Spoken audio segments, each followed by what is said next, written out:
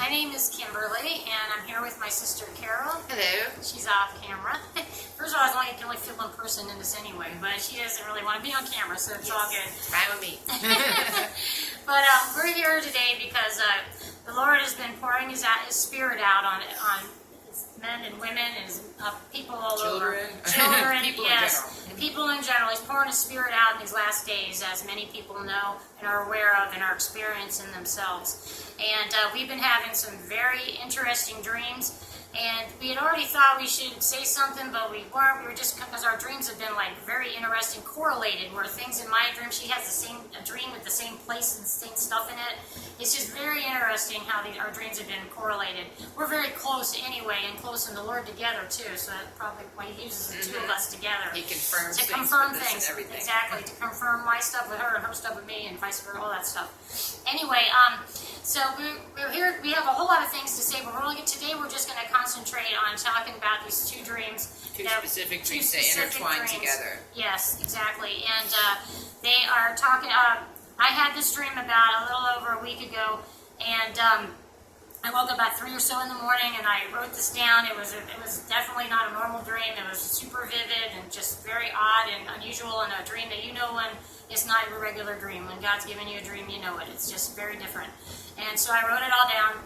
And then that morning when I woke up I went back to sleep, and I got up to get my coffee that morning, and I have a calendar in my kitchen that my friend Eliza got me with a verse of the day on it, and my verse of the day was in Ezekiel 31. So I went and got my Bible, and I opened it up to Ezekiel 31 to read it, and the chapter is the Watchman's duty, which the whole chapter is about, especially the beginning, is all about when there's people appointed watchmen to see when trouble is coming, and if they don't alert the people that the trouble's coming, then the people's blood is on their hands. So I was like, wow, after having these other dreams of me feeding people constantly, and then this particular dream about some stuff that sounds like it's going to be happening, and the watchman's duty, and then the very next night my sister had a dream. And I'll let her tell you. We had the same food court thing in our dream. Yeah. Either way, let her tell you her part. Yeah, my dream, as she said, was the very next night. And speak louder. Oh, okay. My dream was the very next night, and it was where I was bringing people to the food court, that she was cooking and feeding people in this food court mall type place. And her dream, and in my dream, I'm bringing the people to get fed, and it was just amazing food. That was a very big point, and for some reason in my dream, best food ever imaginable. I remember eating it. It was fantastic. I wanted it when I woke up. But anyway, when I shoot from that scene to I'm in front of these houses, running in the houses, trying to wake people up that are laying there sleeping, and a killer is coming for them, and they're not waking up. Nothing I do, shake them, scream, whatever. I'm trying to wake them up and bring them to the place with the great food. And I had a steak knife in my hand, from when I came from the food place, what I was just eating. And I'm trying to wake this guy up, and he moves somehow, sits up in this weird way, and his head lands on my steak knife, and his blood's on my hands. And that's when I woke up. And I was obviously freaked out by that. But what I got from that dream was that I need to wake people up, but watch how I do it and not turn anyone away, turn the wrong way by my words, which is why it's been like over a week since I've had this dream since we've done this, because I didn't want to say the wrong thing. But if I don't say anything, either way, their blood's on my hands. So that's why we're doing this. Yes. And here's Kimmy for her dream.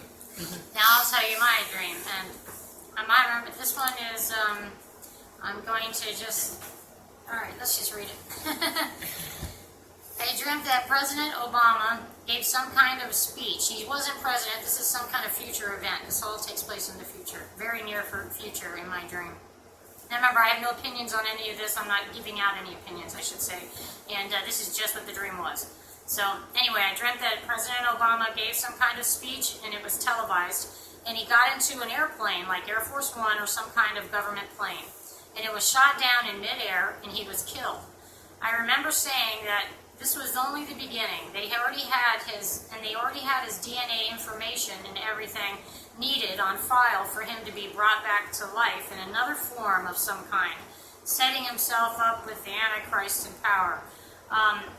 In my dream, Jared Kushner is the Antichrist, Obama's the beast, and the Catholic Church and affiliates is the false prophet.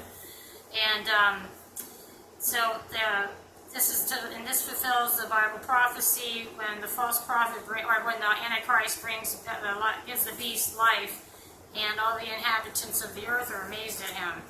And he will be an example of how the aliens can give us life, take away all illnesses, and we can live forever if we listen to them and take the chip to upgrade our DNA. And the DNA, the mark of the beast, the chip, will also have Nephilim blood in it as well, Nephilim DNA in it, demonic DNA in it. And then their super soldiers are all around him. They're his bodyguards, and they're employed openly in all the different military units all over the world in every country. And they're like a Nephilim hybrid super creature race of some type that's been being created, and already has been created probably. Because of the peace treaty and Jared Kushner and the Catholic Church's affiliation with Israel now, Obama will easily be accepted and ushered into his temporary position in the temple, where the abomination of desolation sets himself up to be worshipped. The super soldiers, including a special top secret branch out of Israel called Lone Wolf, will be exercising his commands. And they're a special group of Nephilim hybrid giants. And they will be the head leaders, making sure all the inhabitants of the earth stay in line.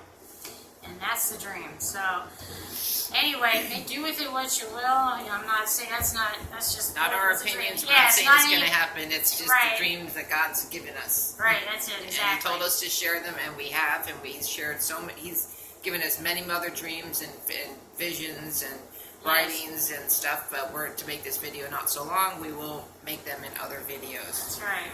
We'll be with you, sure. I know you'll be seeing us around because we have so many other things He's been showing us, but we wanted to start with this. So, God bless you. God bless you, and take care of yourself. Stay with the Lord. Amen.